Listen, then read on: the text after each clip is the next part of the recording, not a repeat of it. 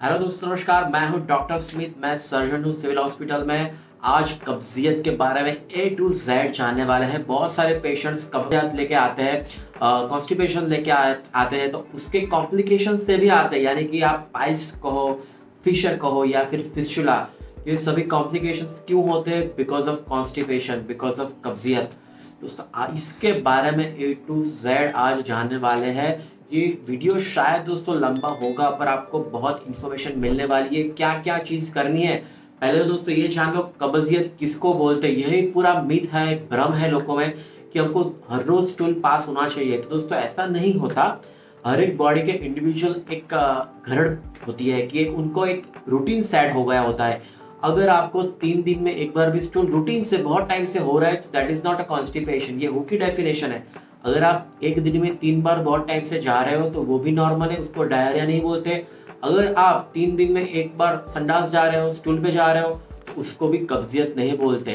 तो कब्ज किसको बोलते हैं? अगर आपको स्टूल जाते टाइम बहुत प्रेशर हर बार लगाना पड़े, आपको बहुत सख्त स्टूल आता है, बहुत सख्त संडास आता है और आपको बहुत बार बैठना पड़ता है संडास में, या फिर 3-4 दिन तक आपको स्टूल नहीं पास होता, तो ये कब्जियत है। और इसको दूर कैसे करें दोस्तों, मैं ये सभी चीज़ों के बारे में बताने वाला हूँ। लोग क्यों लेते हैं, मतलब बोलते हैं कि बहुत सेफ है, और बहुत सारी चीज़ें इसमें बात करने वाला है। पहली बात, कब्जियत क्यों होती है दोस्तों? देखो, हमारा बॉडी इतनी सुंदर मैकेनिज्म है कि यार हार्ट हमारा चल रहा है, हमको पता है कैसे चल रहा है। लीवर अच्छे से काम कर रहा है, पूरा स्टमक इतना अच्छे से काम कर रहा है, पूरा ब्रेन इतना अच्छे से काम कर रहा है। मैं बोल रहा हूँ तब तक कितना मेरा वोकल कोड यूज हो रहा है, मेरा दिमाग यूज हो रहा है। तो इतनी अच्छी सिस्टम बनाई है, तो क्या भगवान ने हमारे डाइजेस्टिव सिस्टम, हमारी आंत को खराब बना दिया क्या? बिल्कुल नहीं।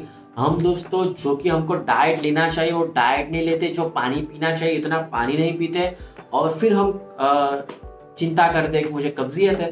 तो पहली बात, टॉपिक 1 दोस्तों, डाइट। हमें दोस्तों मिनिमम 20 to 30% फाइबर डाइट लेना ही लेना है।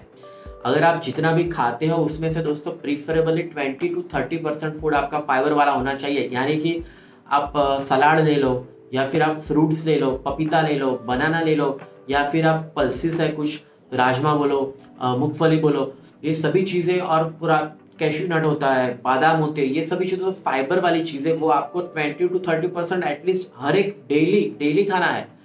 तो ही दोस्तों आपको स्टूल बनने में अच्छा होगा, स्टूल अच्छे से सॉफ्ट होगा और वो निकल पाएगा। तो ये बात फर्स्ट चेक कि आपको 20% तो एटलीस्ट फाइबर वाला खाना खाना है, सिर्फ आप नॉर्मल सा खाना मत खाइए। दूसरी बात, पानी। सबसे बेसिक चीज़ पानी है दोस्तों। और ठंडी में 2 से 4 लीटर पीना है, 2 से 3 लीटर रख लो, और गर्मी में 3 से 4 लीटर। तो आप 3 लीटर भी एवरेज रखो ना दोस्तों। तो आप सोचिए कि एक ग्लास का 250 ml हो गया, तो 4 ग्लास हो गए, तो आपको मिनिमम ठंडी में 12 ग्लास और गर्मी में 16 ग्लास पानी पीना है। बहुत कम दोस्त, सबसे बड़ी बात यही है कि हम पानी बहुत ही कम पीते हैं। अब देखो दोस्तों, स्टूल कैसे बनता है, वहां पर हमारे आंत में पेरिस्टालसिस होते हैं ना, तो स्मॉल इंटेस्टाइन होती है, वो पूरा एब्जॉर्प्शन का काम करती है। वहां पर 90% जो भी न्यूट्रिएंट्स है और पानी है वो एब्जॉर्ब हो जाता है। फिर बड़ी आंत में आती है, वो सबसे ज्यादा फिर पानी को एब्जॉर्ब करता है, और एक मास पेरिस्टालसिस जैसी मूवमेंट आती है जिससे कि पूरा स्टूल हमारा आगे जाता है। अभी दोस्तों हम इतना पानी ही नहीं पिएंगे कि तो फिर क्या करेगा? डिहाइड्रेशन होगा तो क्या होता है? बहुत बार डिहाइड्रेशन होता है तो हार्ड स्टूल होता है। मतलब कि अगर आप पानी कम डालोगे तो वो हमारा लार्ज बॉवेल तो जितना भी पानी उसको एब्जॉर्ब करना है वो करने ही वाला है। और डिहाइड्रेशन में ज्यादा, क्योंकि बॉडी को लगेगा कि मुझे पानी नहीं मिल रहा है, तो वो क्या करेगा? बॉडी पानी को कंजर्व करने का कोशिश करेगा। और पूरे स्टूल में भी आपको पता है दोस्तों, स्टूल में 75% तो वाटर ही होता है। जो हम स्टूल पास करते हैं उसमें 75% पानी होता है। अगर हमने पानी कम पिया तो बॉडी को ये लगता है कि इसने पानी कम पिया है, तो क्या करे? वो पानी को कंजर्व करते हैं, तो वो एब्जॉर्ब करता रहता है और फिर वो हार्ड स्टूल बन जाता है। तो सबसे दूसरी बात, पानी आप दोस्तों मिनिमम 12 से 16 ग्लास आपको रोज पीना ही पीना है। मतलब एक नहीं, एक बार पी ले, वो बारी बारी से पीना है, पर ध्यान रखिए कि 16 ग्लास, 12 से 16 ग्लास पानी में। तीसरी बात बोल रहा हूँ, तीसरी बात एक्सरसाइज। दोस्तों हम भी ऑपरेशन करते हैं तो बहुत बार पोस्ट ऑपरेटिव केयर में बोलते हैं कि आप मोबिलाइज हुए, मतलब कि आपने चलना शुरू किया। जो चलना नहीं शुरू करते उसमें बॉवल मूवमेंट्स बहुत लेट आती है। अगर कोई इवन हमने इंटेस्टाइन का कोई ऑपरेशन किया हो और उनको बोलते हैं तीसरे चौथे दिन कि आप चलना शुरू कर दो, तो उसकी बाउल मूवमेंट जल्दी आ जाती है, हम चेक करते हैं स्टेथोस्कोप से, तो उसका मतलब क्या हुआ कि हमारा बाउल का मूवमेंट, वो चलने की जो एक्सरसाइज थोड़ी भी हो रही है उससे बहुत अफेक्ट कर रहा है। तो प्रीफरेबली तो आपको एरोबिक एक्सरसाइज करनी चाहिए। आप सुबह फास्ट चालो, दौड़ो, दौड़ना अगर पॉसिबल नहीं है तो एटलीस्ट आप फास्ट चालो, एटलीस्ट आप दिन में 30 मिनट चलना रखो दोस्तों। ये आपको इंटेस्टाइन को भी एक्सरसाइज होगी, बिकॉज ऑफ ग्रेविटी तो काम होगा ही होगा, पर दोस्तों ये बाउल की इंटेस्टिनल मूवमेंट्स के लिए बहुत ही बेहतरीन है। चौथी बात दोस्तों, ये सभी चीजें हम बहुत लेते हैं, आपको पता होगा कि यार कुछ भी किया पेट सफा तो हर रोग दफा, ये बहुत सारी चीजें आती है। मैं किसी कंपनी को यहाँ ब्लेम नहीं कर रहा है, पर दोस्तों आप मैं टेक्निकलिटी समझाता हूँ, मेडिकल फैक्ट्स दिखा रहा हूँ। इसमें ऐसी कोई भी टैबलेट्स आती है, बराबर है, इसमें सबसे बड़ा कंटेंट क्या होता है, वो क्लेम करते हैं आयुर्वेदिक मेडिसिन है, उसकी कोई साइड इफेक्ट नहीं होती, आप कितना भी लो ले सकते हैं। दोस्तों आप ये कभी भी किसी भी ऐसी बॉटल हो पहले चेक करना उसमें सेना लीव्स है तो उसको दोस्तों आपको 2 हफ्ते से ज्यादा नहीं लेना है।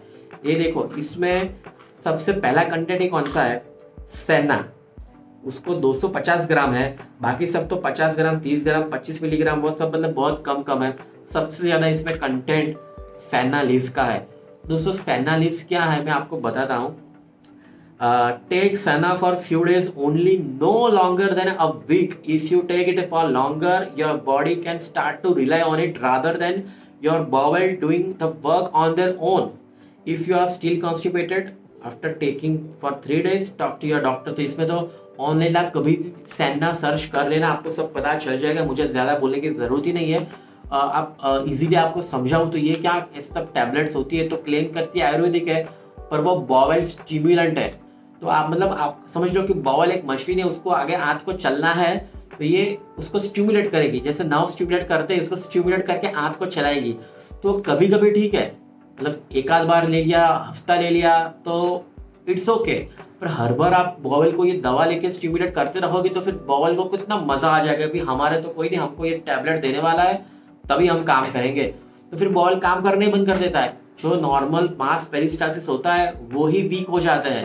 तो जब तक आप दवा नहीं लोगे तब तक आपको प्रॉब्लम रहेगी। तो आपको लगता है कि नहीं ये तो आयुर्वेदिक ही है, चलो रोज लेते हैं, तो फिर आपको वो क्रोनिक कॉन्स्टिपेशन हो जाएगा, आपको इसकी आदत पड़ जाती है। इसके बारे में कभी कोई बोलता नहीं है, मैंने ये पूरा रिस्क लिया है अच्छे बताने के लिए कि यार ये दोस्तों मैं ऐसा नहीं कर रहा, ये दवा खराब है, ये अच्छी है, पर आपको इसको 1 से 2 वीक लीजिए, बाद में गैप कर दीजिए, हर रोज नहीं लेनी है, ये आपको नुकसान करेगी। अगर मेरे पे आपको भरोसा नहीं है तो आप इतना काम कीजिए, आप जो भी कुछ दवा ले रहे हैं उसमें अगर सेना लीव्स है तो सेना लीव्स है तो आप गूगल में जाके सर्च करना कि व्हाट इज सेना लीव्स, आपको पता सब चल जाएगा। 5वीं चीज क्या करना है, अगर आपने ये सब चीज कर रहे हैं, खाना अच्छे से खा रहे हैं, फाइबर डाइट ले रहे हैं, अच्छे से पानी पी रहे हैं, आप अच्छे से एक्सरसाइज कर रहे हैं, और फिर भी आपको अगर कब्ज रहती है तो क्या करना है दोस्तों। मैं बोलता हूँ, मैं सब पेशेंट्स को, मैं भी खुद लेता हूँ इसलिए मेरे पास है ये इसबगुल का पाउडर है, कोई भी कंपनी का लो, मैं यहाँ कंपनी को प्रमोट नहीं कर रहा है, ये तो हालांकि डाबर का है, पर आप लोकल करियाना की दुकान में भी ले सकते हो, बोलना है कि इसबगुल का पाउडर देना है।